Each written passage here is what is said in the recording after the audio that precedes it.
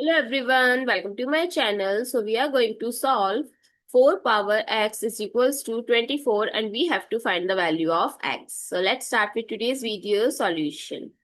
So to solve this exponential problem, I am going to take log on both sides. So log 4 power x is equals to log 24.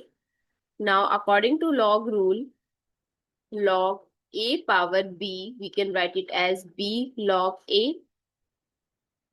So this becomes x log 4 is equals to log 24.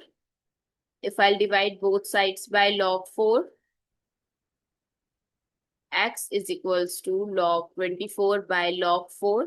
Now put the value of log 24 and 4. Log 24 is approximately 1.3802 and log 4 is approximately 0.6021.